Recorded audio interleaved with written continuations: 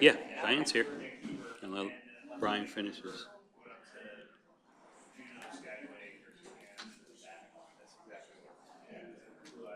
So I'll have to tell you a story when we're done. Just so you know, Robbie is going to do the financial statements. Oh, okay. So, you know, we have it wrong because we just wanted to see how he was doing. Oh, good. So we will do that. And Diana will do the budget. So the monthly financial will be Robbie. Okay. And under action, Diana will do the budget. It has her and me. Okay. I'll only be available for All right, questions. I just mentioned that. Okay. You guys, when ready? Are you ready? Okay. Good morning, everyone. I'd like to call this meeting to order. First action is the introduction of Robbie Stevers by the CEO and Beth Houghton and Robbie. Beth, I'll leave it to you to. Let me ask, would we like to say the pledge first? Oh, do we want to do that today? I think that'd be Yeah. great. Yeah. Mr. Unks, could you lead us? Pledge allegiance to the flag of the United States of America and to the republic for which it stands, one nation, under God, indivisible, with liberty and justice for all. Okay. All right, Beth, it's your show. Thank you. And I'm so pleased that today it won't all be my show because other people are giving the presentations. So Robbie Stivers, so yes, things can be pronounced in different ways, and he is gracious enough to answer to other pronunciation, but it is Robbie Stivers. Joined us June 10th, so you can count the days, not very many. Robbie comes with lots of experience within higher education in particular. So he's worked in government and government accounting and procurement for a good part of his career. Before that, he happened to also have experience in the for-profit environments of insurance and banking.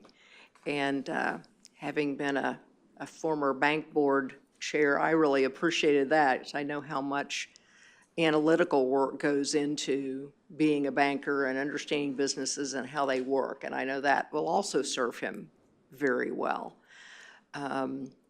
Robbie, would you like to say, we are very, I am especially, very excited that Robbie's here, and we're dipping him into a very comprehensive orientation. While he knows so much about the sector, Children's Service Councils are their own world, and JWB is its own world as to why and how we do what we do. So we're trying to help him get up to speed quickly. Robbie? Thank you for that introduction, and good to see everybody here. And I'm getting up to speed. I'll share a brief story. One of the first public presentations that I've given years ago, I wanted it to be perfect, like we all do. And I had an itch on the side of my face, and I just happened to have my blue pen with me, so I did this, and I ended up marking all over my face while I was giving my presentation. So I've learned not to do that, and certainly I will always strive to give concise, clear, accurate information to the board. And if you ever have questions, or if I ever need to provide other information, certainly I am glad to do that to the level that you want it. So I always try to be sensitive of your time and not try to regurgitate things I know that you've heard before, but I certainly want to cover things, especially in a public setting like this, so we're very transparent with their financial information. So thank you for that. I look forward to getting started in my first Finance Committee meeting for the Juvenile Welfare Board. Well, again, welcome, Robbie. We're glad to see you're here. I'm sure Beth is very glad to see you're here. And I think the rest of the finance team is excited to have you join us. And the one only thing I think I mentioned to you in our in our meeting or conference call is that we just have to make sure to keep our dynasty going on the awards. So, No pressure. no pressure. All right, let's move on. Okay, action item, the FY25 proposed budget rate and revised 5-year forecast for board recommendations. Diana? Good morning, thank you. So as you said, this item today is an action item to review and recommend for board approval the fiscal year 25 proposed budget, millage rate, and multi-year forecast. In July, the board is statutorily required to take action to approve the proposed fiscal year 25 millage rate and preliminary fiscal year 25 budget so that we can provide the proposed millage rate to the property appraiser for them to prepare trim notices that are mailed out to all the property owners, publicizing our first trim hearing. So I'm not going to go into a lot of detail today, regurgitating what's outlined in the memo, since Beth gave a detailed budget presentation to the board just last week, and there have been no changes to the amounts in the budget or the proposed millage rate since then. The only difference is what was presented to the board was a high-level overview, and what you have before you today are the detailed budget schedules for your review and comment or questions. For example, if you look to the comments beginning on page 6 of the Children and Family Program Schedule in the budget, you'll see the details for any increases or decreases captured from the current year amended budget. The budget that you have in your packet was developed using the estimated taxable values that were provided to us by the Pinellas County Property Appraiser on June 1st. When we present the budget to the board in July, it'll be based on the certified taxable values that are due to us on July 1st, but we actually received them early yesterday. And I can tell you that it came in just slightly higher at 9.39% versus the 9.31% that you're seeing here today. So it'll have a nominal impact to the budget. So turning to the forecast first, which you have a larger version attached if you want to look at that one versus what's in the notebook. The recommendation that staff is putting forth is to maintain the current millage rate of 0.8250 after the board has reduced the millage rate in each of the prior 2 fiscal years. And this would posture us to keep the millage rate steady throughout the forecast period while still adequately funding the board's next strategic plan, which you can see outlined in the new and expanded programs line, and also achieving the board's fund balance target of 8.3% for any potential unforeseen expenses, which we're currently forecasting to be at 8.25% by fiscal year 29 in that green box. And that 8.3% equates to 1 month or 1/12 of expenditures. And that 1 month of expenditures is in addition to the board policy to maintain 2 months of expenditures for cash flow purposes.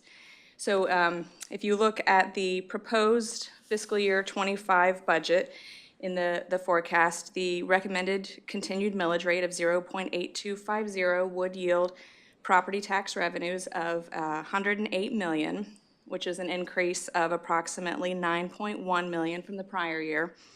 But since JWB includes fund balance as part of the total resources used to fund the annual budget, and we're projecting to spend down fund balance this year by approximately $1.9 million, the total resources of revenues plus fund balance equates to an overall $7.4 million increase over the prior year for a total of $165 million. The total expenditure budget of $131 million proposes to use that $9.1 million increase in property tax revenue to fund a net $4.7 million in total expenditures over the prior year. So this includes, as outlined in the memo, a $6 million increase for Children and Family Program expenditures, and that's offset by, in the memo, a $1.2 million decrease in general government expenditures. And then this gives us a projected administrative rate of 7.2%, which is well within the board guidelines of the 10%. The remaining $4.4 million of increased property tax revenue is also needed to fund approximately $3.4 million for a variety of programmatic increases that the board already approved during this current fiscal year. after the original budget was adopted. And it's not so easy to tell in the forecast because we're not showing the current year original budget. We're just showing the amended budget compared to the next year's budget. So, while it looks like we've only had an increase of 4.7 million in expenditures over the prior year, we've actually had an increase of 8.1 million. And then the remaining 1 million of the 9.1 million increase in property tax revenue is needed to support fund balance, which is 25% or 3 months of expenditures. And so as the expenditures increase, then the amount needed to maintain that percent also needs to increase. So with that said, I'll turn it back to you, Chair. Any questions? Yes, Brian? Thank you, Mr. Chair. I'm sorry, I wasn't at the last meeting, so just catching up on this and looking at everything. And as you all know, the first thing I always look at is the unassigned fund balance less the 2-month cash flow reserve. And when we look at the amended versus the actual for fiscal year '23, we had a significantly higher unassigned fund balance carryover, which I believe was due to the lapse. Do we have any idea what our actual is going to be for fiscal year '24? I see we're projecting 33.3 million. Do we have any idea if we're going to be significantly over that at this point? So that amount includes, if you look to the bottom of the forecast, we've got our lapse projections. And so we are projecting at this time for this fiscal year a lapse of 15.83%. So our projected fund balance for fiscal year '25 includes that projected lapse amount. Okay, and is there any way to tell, how we're doing this close to the end of the year? There is. We look at it monthly. We're projecting to be still at the 15.83%, and then we've made a hard look at every single line item for the fiscal year '25 budget and going through and looking to eliminate any potential contingencies we had in there. Just as an example, we had a contingency line item for $500,000 that we're now no longer budgeting for in fiscal year '25. But all that to say, we've found any places that we think that we could reduce the budget, and that's how the general government budget decreased, so that we'll have even further lapse next year or further reduced lapse. So, I mean, we do think we'll be on target next year to achieve that 13% lapse. Do we have can we figure out what the percentage of lapse is between programmatic lapse and non-programmatic lapse? That would be helpful for me to see. Yeah, we do have that information. We can provide that. Okay. As you guys know, I mean, my biggest fear and concern is always that, we should spend this year's money on this year's kids, as our superintendent brilliantly said about a year ago. And so I'm up at night sometimes just thinking about how much money we have. And I think we need to have extremely high standards to protect our kids and make sure that the programs are spending tax dollars wisely. But we also can't make it impossible to spend the money. And we can't make it impossible to get into the budget either. We've got a lot of programs who have legacies here, but we've got a lot of new opportunities too. So I'd like to see us make it easier for people to get in the system. I particularly would like to see us start working with Hope Villages again. I know they've reached out, and we haven't been able to figure out how to work with them yet, but I really want to make that a priority. They provide a lot of good services in North County and Mid-County. Is there a reason why we project the lapse to go up every year, from 21 million to 26 million in fiscal year '29? Yeah, so if you look at the last 3 lines of the forecast under lapse projections, one of the things that we started breaking out and portraying differently, I think maybe in the last Finance Committee meeting, is what we've historically seen is when we start to fund new programs, that first year, on average, they're lapsing about 45.5%. And it's just because, yes, it is, but it takes time to recruit and hire and enroll kids and start spending the money. And so every time we increase investments and put out, program expansion dollars or program money for new programs, that is what they're lapsing typically in the first year. And by the second year, they get it down to, on average, 34%. And then by the third year, they really, on average, are 10% or less. Great. And so it's just, we have to be careful that, as a way to spend down dollars as we put in new, there's a correlation. Lapse will temporarily go up for a period of time, and then it'll stabilize by the third year.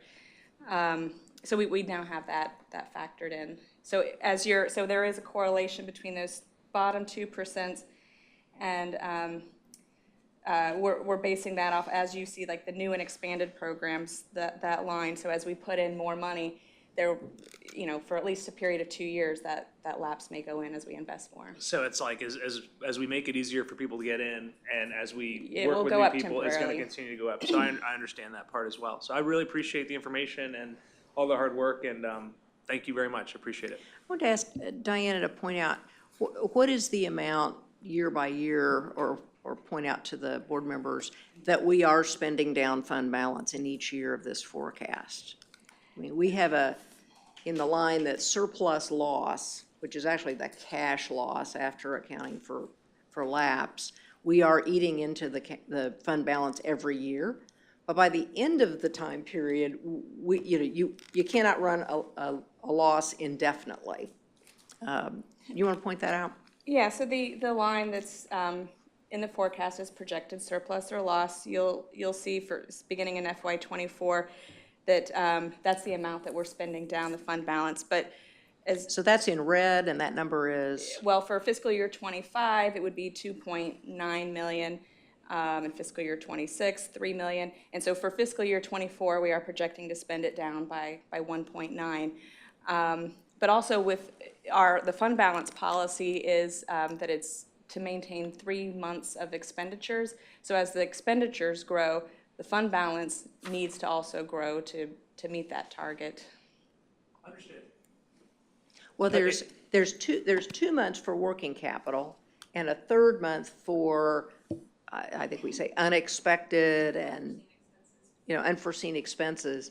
And that, by the way, also ties to, so we really have 3 months that the board in 2 different directions has given us that we need to not be spending on a projected budget. That third month is there should things come up. And that's the reason, for instance, Chief Milliken, that we decided we didn't need another line item that said contingency, because that third month in essence is contingency and is a much greater number. Brian, I think your questions and your comments were right on track, and I personally have also asked to understand better, specifically with Hope Villages, to understand better what the plans are for their growth and their expansion and where the needs are. And hopefully we'll be able to, individually get that, and then we can, come more back. But I think it also is what you just described is a great prep for when we're going into the strategic planning. Because I think from my perspective, I think we need to relook at where we are, what we're doing, what is JWB, and what are we really going to do, as I call it, when we're going to do when we grow up. And there's a lot of things here that have been brought in from the past and that we've kind of continued a legacy with. And I think it's a perfect timing for us to rethink that and to really focus in on where do we go from here, and what programs, what potential new programs that might be coming out, what potential new players might be in this as well, and how does that all fit, and then as part of the strategic plan, decide what direction we want to go in. And I just wanted to make the point, so it wasn't missed, that we fund Hope Villages of America at about $750,000 as one of the funders for their domestic violence program. And in January, give or take, we added to about $250,000 to that budget because they and others in that space were losing VOCA funding.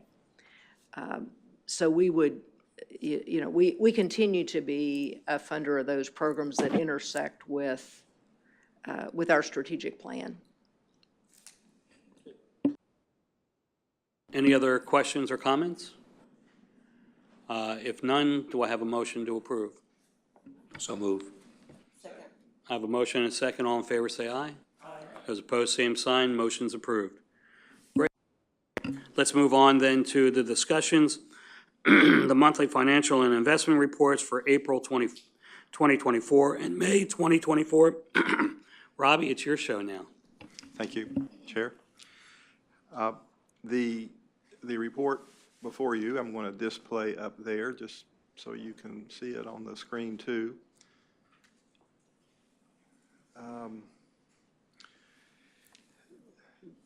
Is the interim statement of revenue and expenditures, and included in these numbers are April's numbers as well. So I'm going to go through the May statement so you'll have some perspective on where we are year to date, and I think that might meld into some of the discussion that we were just having relative to our year-to-date standing on revenue and expenditures, and if we're over and under and so forth. So as of May 31, we're about 8 months into the year, or we are 8 months into the year. So that's about 67% or so as just a high-level gauge that you can use. Revenues particularly, as you all are aware, most of our revenues come from the property tax and the associated millage. It's about 97%. Total revenues for FY24 is $102 million. Year to date, we've spent about $99 million of that, which is about 97%. And relative to the discussion that we just had, revenues versus our expenses, we do have an operating deficit without using fund balance. And when you use fund balance, you're able to balance your budget. So that's another area of spend that we're using in order to reduce fund balance. We've also, the last 2 or 3 years, my understanding, has lowered their millage rate too. So we're trying to get that in line. There's certainly a priority to do that based on the board's discretion here. And we'll continue to do that and keep you updated in that regard. Also, if you look at the far column on the right on total revenue, the $7.823 million, that's how much surplus or how much extra we have spent this year relative to last year. So we are more revenue that we received this year as compared to last year. So let's see how we're going to spend that revenue and address it in our expenditures below. The first category I want to emphasize is the administrative cost. And this year, we have spent year-to-date about $6.524 million. And that's an increase of about $717,000 to the far right, as you can see on the screen up there. So we're spending a little bit more administratively, and those are for COLA cost and those type things that are built into the budget. The programs, and that's really what I want to emphasize here. If you'll come down to the subtotal, we had a budget of almost $110 million. Year-to-date, we've spent about $48 million of that. And that's about $9 million more than we spent last year. So we have a little more revenue. We've added expenses, so the net of about $4 million, I think, what we spent over and above last year, if you factor the additional revenues that we received in there. Be mindful that with the programs, May expenses are not in these numbers yet. They will be in the numbers next month for June. And the reason for that is for the evaluation as we're on an expense reimbursement basis. So as we get invoices that come in, we want to evaluate them and really understand that they are tied to the contract and are allowable expenses. So those numbers will go up and have already gone up. They're just not on this particular report for May 31. Any questions on that? This is kind of the nuts and bolts of how we get to putting more money into the program, which we're demonstrating now that we're doing, and we'll continue to do that, and we'll continue to increase as some of these programs mature and begin to spend their budgets down quicker than what they've been able to do before. Lynn, is there anything you want to add in that regard? Okay. Any questions? Questions there? Okay. If you come down to the bottom, total expenditures, and that's the second line up from the bottom line. We had a budget of total expenditures of about $126 million. If you look at the revenues back up there, we had budgeted total revenues of about $102 million. So that's part of that, addressing that fund balance issue. And year-to-date, we've spent about $58 million of total expenses, not including the program expenses that will be booked and shown in June, but they're for May expenses. We always lag about 30 days, as I explained. We've spent about almost 10 million more. Now we have more revenue, but we've also spent about 10 million more than we spent this time last year. So again, we're beginning to spend that fund balance down by this deficit in our operating budget, and we'll also monitor lapse, and as programs mature, we can spend that lapse down quicker than what we've been able to. Will there always be lapse? There certainly will be. How we monitor that, we have, I call them collars, but controls in place. So if an agency is lapsing more than 10%, they don't get a COLA increase. If it's less than 10%, then they get your cost of living increases for their programs and stuff. So that's another way that we can set money aside and be able to put it into other things if the programs aren't using it as quickly as possible. And 3 weeks onto the job, there's a lot more commentary that I've heard given on that, and that expertise is around the table here if you want more commentary about that. But from the nuts and bolts of the budget piece of it, I think that's the right step in the direction that the board is asking us to go in. So I also want to caution too, as we budget to have operating deficits, just excluding fund balance, but just with revenues and expenses, we want to be prudent with that, obviously. We don't want to get into the pattern of that, because as that fund balance dwindles and goes down, we've got to right size our operations more to meet what we're bringing in versus what we're spending within those reserves that we need to keep in hand. So we don't want to get too happy with this part, because as the scenario changes, we'll have to adjust operations as well. I just have one comment with that. The one constant view that we, as the board, I think we've taken and we need to continue to take, is we're always looking for or looking at taxpayer value. That's how we get our funds. That's where they come from, and we've got to give back to those who have paid in to make sure that we're really providing high quality value and that we're making a difference.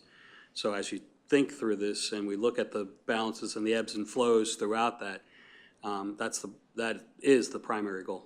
Absolutely. Thank you for that. Absolutely. The next slide. This is just a summary of the budget report that you just saw, and at a high level, and it graphically depicts our total revenues year to date. And as you can see, that's the increase of about $7.8 million if you compare revenues this year to this time this year to last year's revenues. We're have an increase of about 7.8 million. In expenses, we've increased our spending this year compared to last year by about $10 million. So if you net that out, you have a net of what, $2.2 million or so in increased spending. And then the bottom chart, if you go down one more, Kristen, please. Okay, the bottom chart, it's in your booklet there. I'm sorry we don't have it on the screen. There it is. Perfect. These are what I call our core departments that we have. The units that, the finance unit, the program unit, the chief administrative officer unit, and so forth. As you can see, I have given a depiction here of our budgets, and we're all on budget. Actually, we're all a little bit less budget in spend. We've had more budget than we've had expenditures year to date. So that's tracking like it needs to be. Nobody's overspending is the gist of this graph for you. Questions on that? So, thank you so much for that. got Yes, go ahead, keep going. Okay, I got a couple other things quickly here. Contracts signed and budget transfers. We've had no budget transfers in May. And contract signed, this is the one contract that's been signed, and it's relative to air backup data and the cost associated with it and the maintenance of our data and our data systems. And that's almost $51,000 for Presidio Network Solutions. And then finally, on the last page, Kristen, this is our investment report. So this is our interest income that we get. We have 3 investment pool accounts there and 2 operating accounts at Truist. And the 2 operating accounts at Truist, as you can see at the top of the page there. The newest investment account that we have is the FL class that was brought on about 2 or 3 years ago, I'm told. And that was, the change was due to just underperformance of another investment pool that we were using. So we were trying to get better bang for our buck there from an interest rate returns perspective. And in the middle there, you'll see the annual budget of what we budgeted for interest income. And we missed that some because it's hard to predict what interest rates will do in the future, and I think we all struggle with that.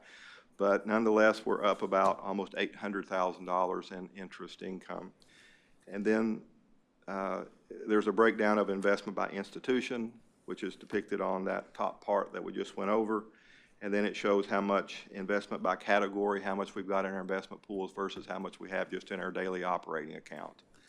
And then finally, there's a year-to-date investment amount comparison from this year to last year that shows last year, to date, we've had about $2.6 million in revenue. This year so far, we have about $3.3 million in revenue. So those are all good things. We're getting a good return for our money on very, very conservative and safe investments that the state of Florida will let us invest in. So that concludes a lot of information in a very brief period of time. And if there's questions, certainly I'd be more than happy to try to answer them for you. Question. Never mind. This is about what you had mentioned before, and it's something I've been thinking about, is of concern to me and continues to be. But as we use up our unspent funds, and we're going up, we're pulling that money out, $10 million or so a year. Right. So when we do get to that point where we no longer have that, so we're at this plateau or peak up here, and we got to continue to spend to maintain all of our programs, but yet we're not going to be able to get that revenue. So how do we take care of that situation? Well, it's inevitably we're going to hit that without an increase in revenue. And Diane, I'll let you contribute Well, to this, but I'd like to start off just real quick. You know, it gets back to prudent fiscal management is what it gets back to, and we have to watch as that fund balance goes down what our operating expenses are, especially from an administrative standpoint. And if you do it on a gradual basis, which I've heard everybody around the table saying we need to do it on a gradual basis, and yes, we do, we also are aware that we need to spend some more money and invest those into our programs and stuff and get that money working into the programs and to our community for the people that pay for this tax, including ourselves.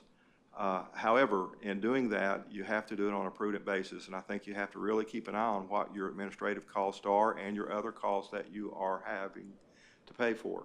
And there's not a magic ball. There's not a forecast that we can give that will say this is exactly how it'll shake out. But I do think with the forecast that we provided, it shows a slow trend moving as the revenues drop, fund balance drops, then our expenses will be adjusted accordingly. Diana, can you pull up the forecast itself, which you all have at your desks? Oh, was it not in? Okay. And for whatever reason, I didn't get one in front of me, but I almost know it photographically. Bruce, what you're looking at is one of the things I always stay concerned by, and it's that red line that runs through that is surplus or loss. It's about 2/3 of the way down the page, maybe a halfway down that page. And you're absolutely right. That cannot continue indefinitely.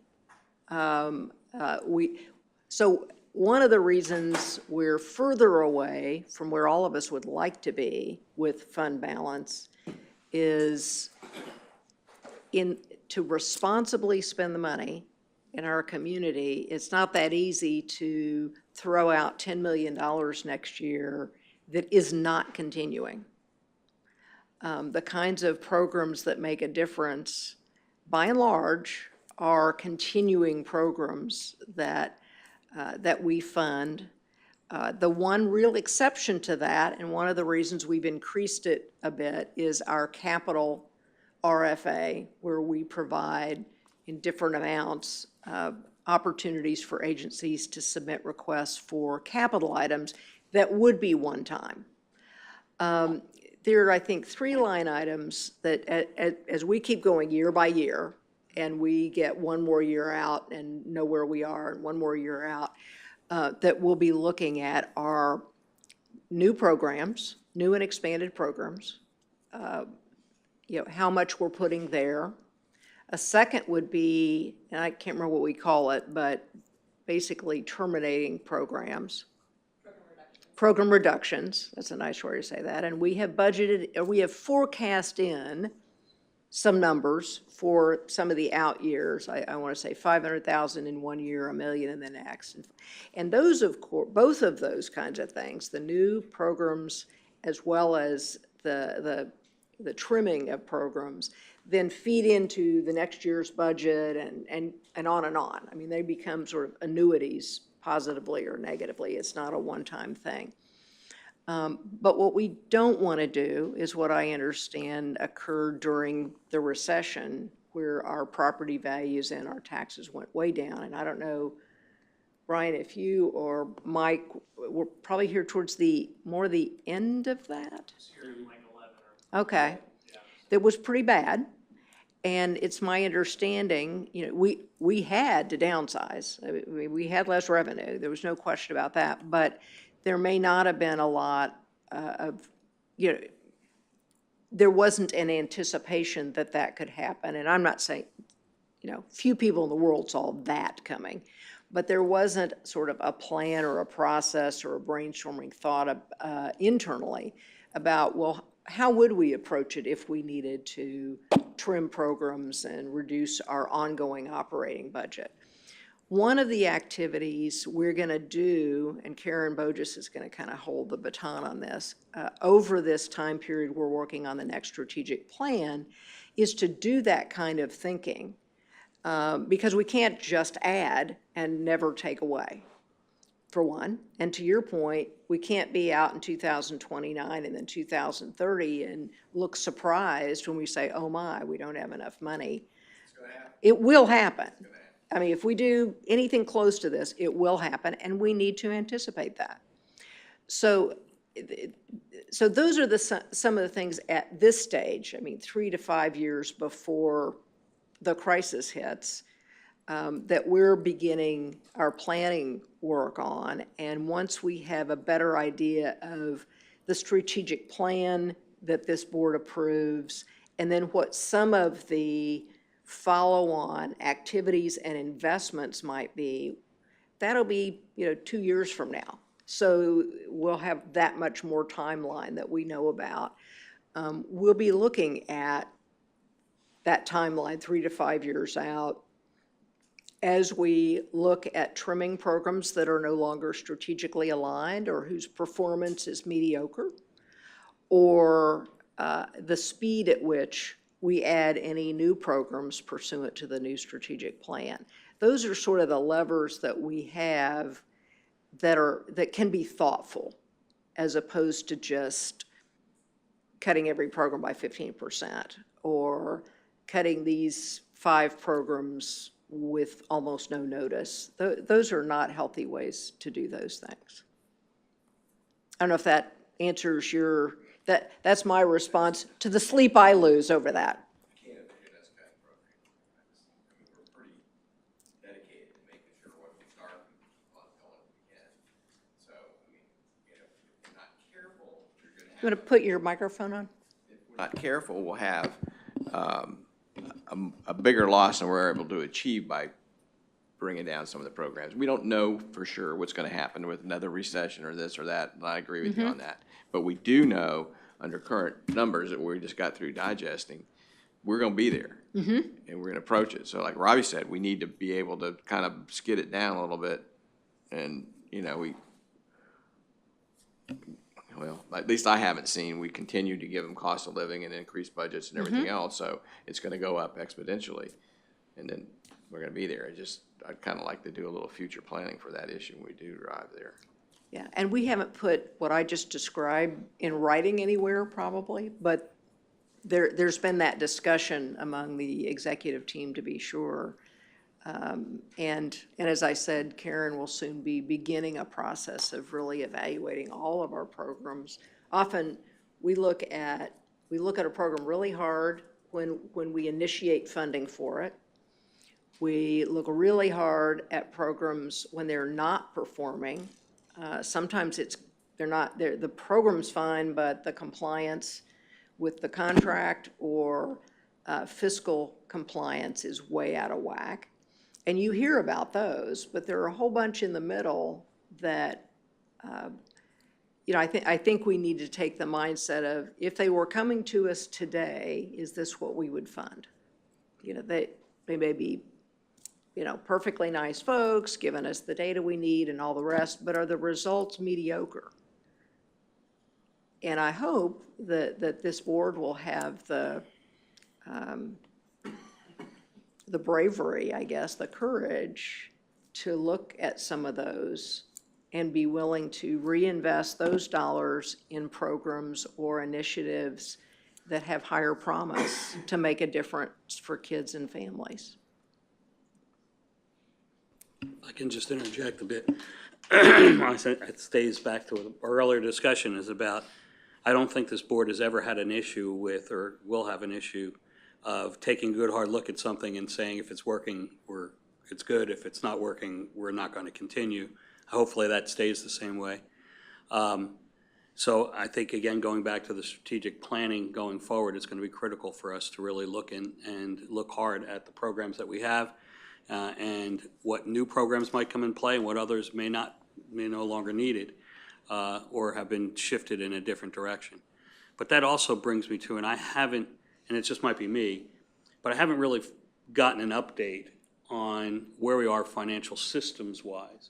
Remember, we've had all kinds of issues. We've done some, we've found another supplier. We've gone through implementation. I mean, there's an area where I would expect that we would get key indicators from the system and potentially early warning signs that would begin to help us address that early on than we have in the past. So where are we with that? And if we don't have the answer now, if we could get that. Yeah, I'll say a couple of things, and then Lynn and Robbie can pipe in.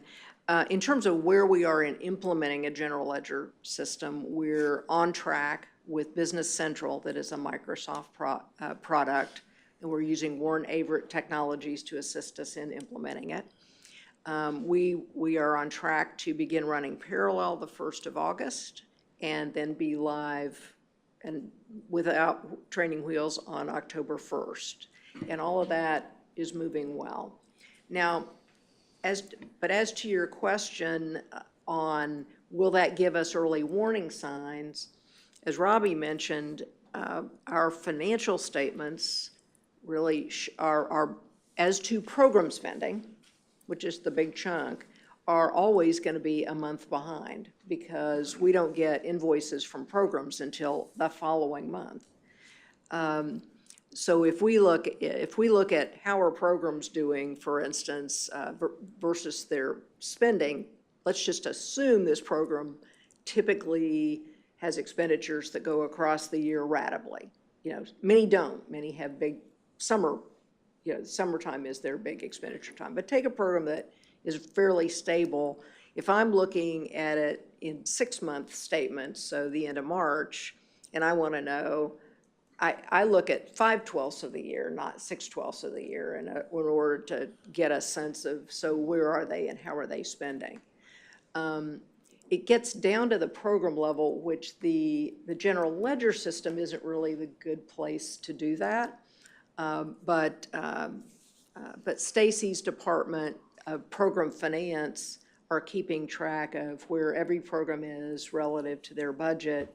And we periodically have meetings across not only the fiscal analysts, but the program folks and the evaluation folks to kind of talk about where these programs are.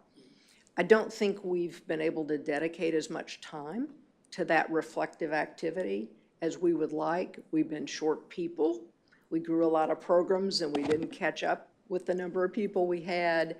And sometimes, and Robbie and Stacy Gill in particular are looking at, do we really need to check all of these things every year when we look at an agency? Or can we focus more on where our dollars were spent and how they handled our dollars as opposed to sort of doing a second audit on them relative to internal controls? Can we rely upon the audit, for instance? So, but when I look at early warning signs, it's really data that's coming in across the board, along with what we've done is do a rolling forecast. So we're looking ahead with the rolling forecast versus having a staunch budget that we wait till the end of the year to take a look at. So there are signs, I think, that come from the ledger, come from all the different pieces, because it's data collect, and then it's analysis by the staff, which they've done extremely well at doing. And that's really I'm looking for. So it's all the pieces of the pie that when you're missing one, it makes it that much harder to do the analysis. So that's critical to me, is to have all those pieces working, and really providing the right level of data so that you can do the analysis, that you can make conscious decisions ahead of time, because again, as we're looking at this, we're looking at a rolling forecast versus a staunch, straight-up budget we'll look at again at the end of the year. All right, great, thank you. Robbie wanted to add anything to that? I'm kind of getting out of my 3-week tutelage here. Lynn may have some other things to add relative to the activities, and/or Diana and Stacy's out, unfortunately, today. But I have been impressed with what I've seen from our overview of our programs, and not only the compliance piece, which obviously is of paramount importance, but also, equally speaking, is how quickly they're spending their budgets down compliantly. And we are tracking that even to the point of saying, hey, look, if you haven't spent down, as I mentioned earlier, at least below 10% of your budget, your allocation, then you don't even get a COLA increase. And then we're talking to them too, because that's one of those, red lights that flashes to say, why aren't you spending them down? Well, are you not adequately staffed? Are your participants holding up like you had represented when you got your contract, et cetera? And understand that need. Now, we can't get in and manage their organization. That's per board policy. That's not our job. But nonetheless, we need to be reporting to this body about that's contributing to our lapse, that's contributing to our fund balance, and things that we want to see be in line with their contract and the spend schedule of that contract. And we'll continue to track stuff like that. So if I've missed anything, please infill here. I mean, I share the same concern you have, and I'm glad to hear you say it. I think the forecast is helpful to see that, if all these assumptions were true, it would be a concern in 5 years.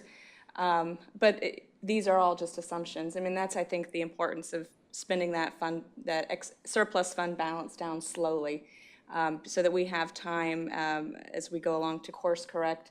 I mean, because there is a gap of about 25 million between what our property revenues are right now and what our expenditures are. So we're heavily relying on those lapse amounts to fund that. And so I think Beth mentioned it a couple of meetings ago that it's not, yes, they're spending it down, but it's more about being able to predict it. So, I mean, we're trying to get more sophisticated and just really being able to better predict what those lapse amounts are, because we're relying on it to fund our budget. So if if we were off, then we would have to try to find a way to cut that 25 million. And we have opportunities, especially if if we're looking at it more than 5 years out, between COLAs or capital RFA or new and expanded programs, before we'd ever have to get into cutting programs. But I think that's just why it's prudent to do it very slowly, so that hopefully we never get into a place where we're having to cut because we don't have enough revenue.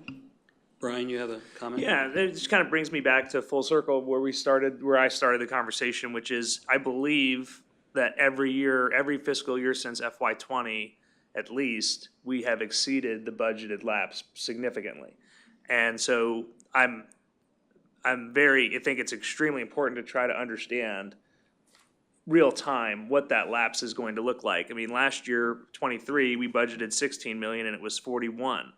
And that's excluding the 2-month reserve. And so that made, that 41 million is almost half of the 90 million in ad valorem tax revenue we received. And so that's when we had, in my opinion, the choice was either we significantly reduce the millage rate, like slash it, or we spend the money. So now we're in the spending phase. And I completely appreciate the problem of, well, what happens when you spend all the money? And frankly, I totally understand that. But I'm almost in a position of like, prove to me that you can spend the money.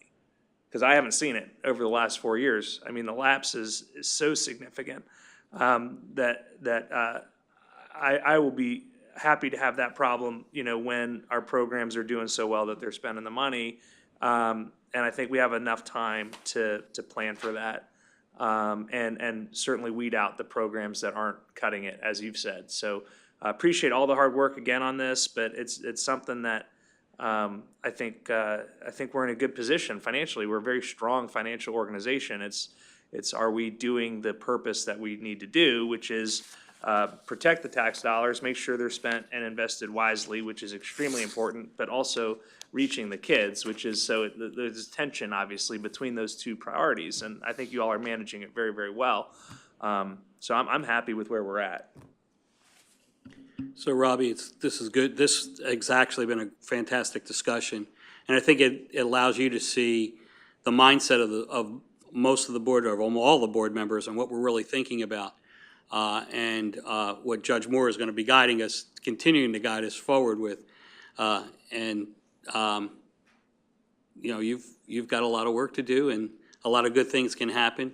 But I'm glad to see that you're seeing and hearing just how we're thinking. Thanks. Any other comments or questions? All right, well, let's move on then to the Chief Executive Report.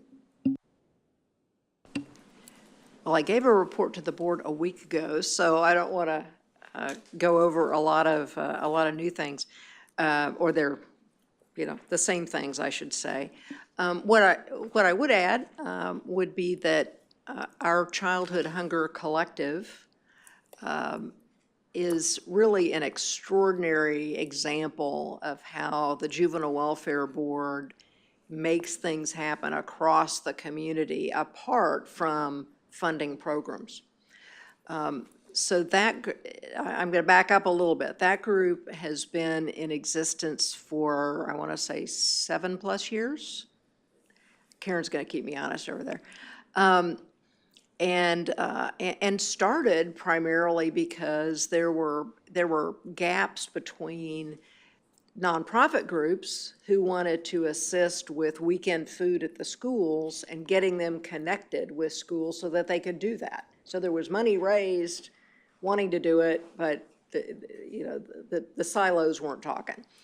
So really under Marcy's leadership then, and then Danielle Hintz, our director of community collaborations, thank you. We have 2 community people, and I got to get there. She has been leading that group, and leading probably isn't the right word. It's facilitating, it's cajoling, it's in the best spirit of collective impact, really raising everybody up to say, and when I say everybody, pretty much everybody in this community who touches or deals with food. Everything from the school system to the food banks to lots of pantries. I want to say there are 60 people who are on the roster for this group across the whole county. And most of them had not been talking to each other before. And now they know each other, they know who to call, they know how to coordinate. And moreover, they look as a group at children's hunger issues. So when I say that, in particular, they're looking at when does the school provide food, how does the school provide food, are the schools using, I want to say community rating, that's not the right term, but there is the possibility for schools, instead of getting financial qualification for every single student in, say, a Title I school, to instead, if there's, I may be misspeaking here, but more than 50% of the kids qualify for free and reduced lunch, to just not be, taking very small amounts of money and having a cashier function at that school, but instead all the kids get free breakfast and lunch. And it actually is cheaper to do that because you don't have the whole administrative piece. The food itself that comes by and large through USDA is incredibly inexpensive. And you've already got the fixed costs of the people who are there in the cafeteria and so on. So there are there have been those kinds of opportunities. We've had incredibly effective presence by the school system and their, I'm just calling them their food people. Lynn Geist, who ran that function within the school system for years, is not only really good at her job, but a dyed-in-the-wool advocate for children's nutrition, to the point that she's a couple years retired, and she was out there with Mike McCurrick and others, you know, helping put food in people's cars at the distribution that we had on Saturday. You know, she just cares that much. So a lot of barriers have been broken down that have made a difference, and a lot of the needs and where the needs really are have been made clearer. And one of the things that group always looks at is what's going on in the summer. So when kids are not necessarily in school through the summer, what do we do? Well, the same source of funding that provides school lunches and breakfast provides what are called break spots. So there are specific locations through the summer where lunches are distributed, lunches and food are distributed. But it's not so easy necessarily. Kids can't get there by themselves. They have parents who need to get them there. Parents are working. So there's been lots of work by this group to figure out where do we put those, and what, you know, we don't control them, but can we influence where those go, how those work, the gaps that a lot of people in this group know on the ground.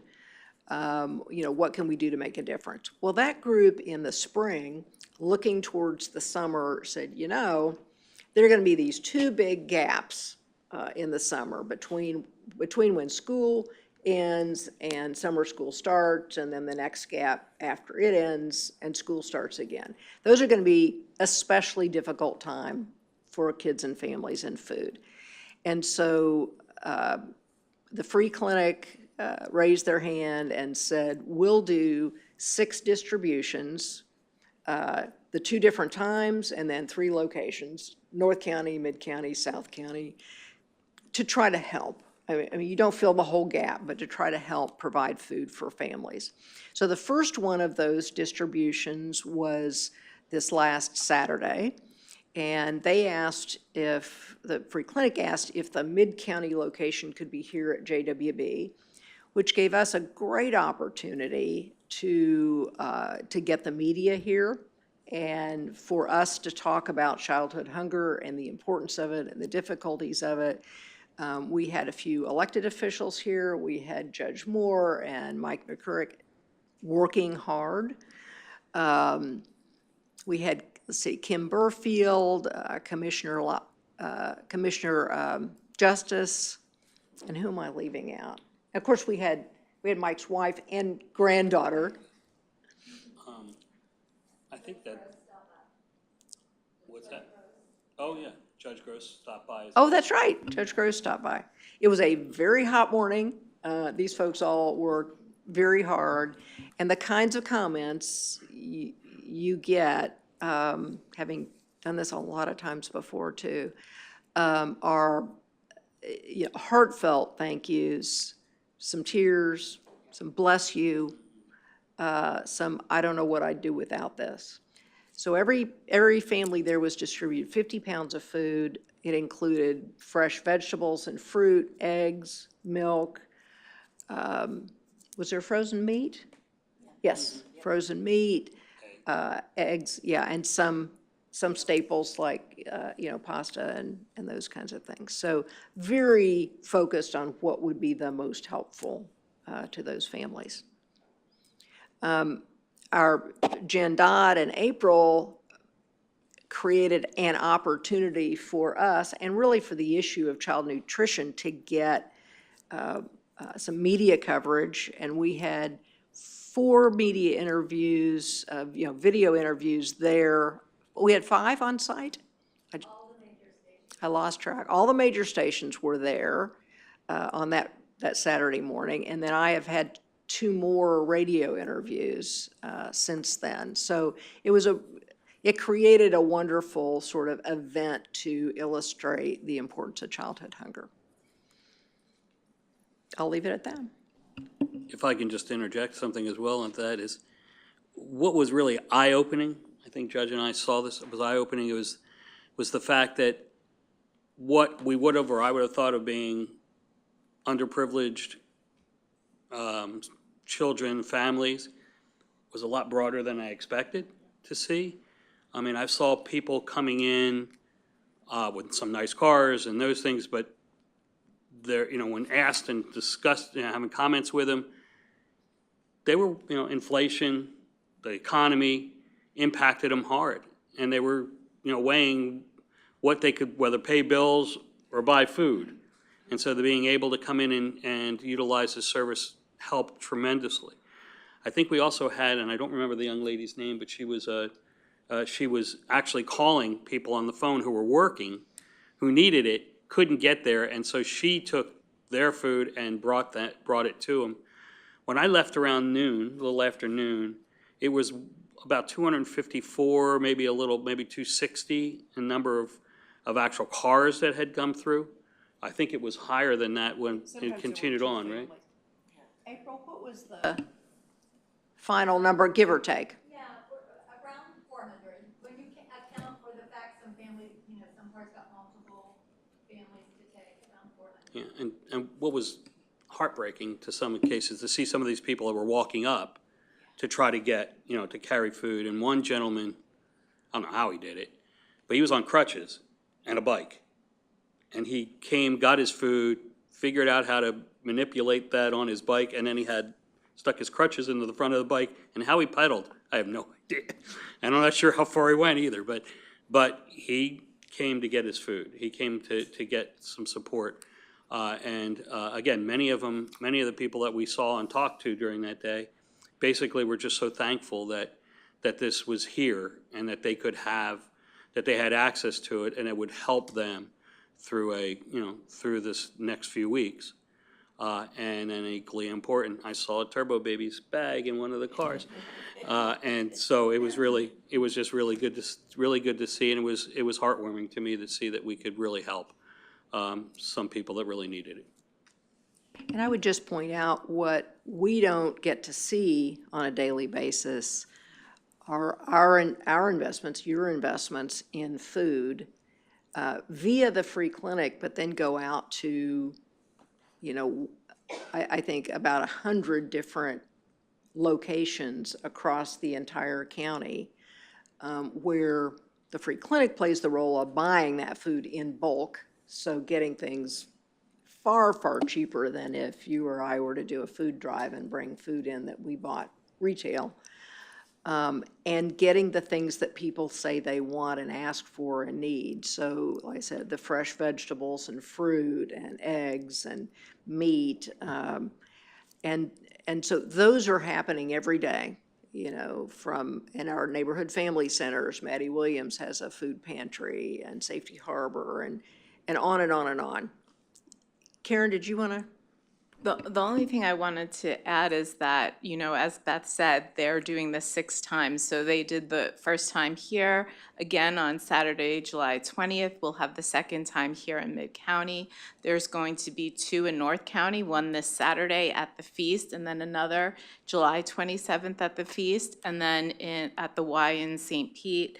The first one's going to be Saturday, July 13th, and the next one, August 3rd. So spread throughout the summer, spread throughout the county, those major food drives. But then, of course, what you're talking about every day is, St. Pete Free Clinic is helping get food out from the north of the county at, Citizens Alliance, Shepherd Center, all the way down south. And so, I think that what we're seeing is, and this has been a growing need with inflation and the cost of everything increasing, the need for families in this area for nutritious food, not just any kind of food, but also nutritious food. And I think that's what we heard on Saturday, is that the food wasn't just any kind of canned food, but it was meaningful, nutritious food for families. So thank you all. And just one last comment, if I can. Kudos to Yaya and her husband who came, and I'll call her staff or group. Whether they really work for her or not is another story.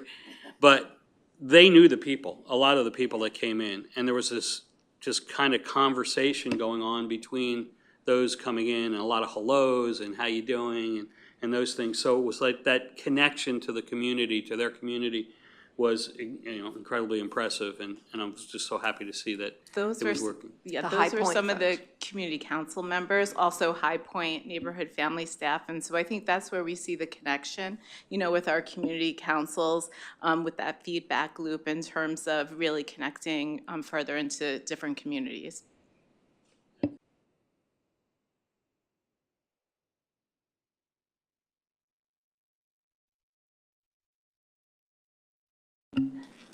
Seeing no open agenda items, and I think we've pretty much covered everything we possibly can.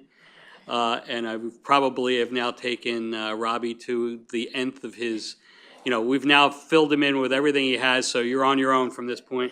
I'll adjourn the meeting. Thank you. So if I was a little hairy today, I apologize. So if I was a little hairy today, I apologize. We have. Turn off your mic.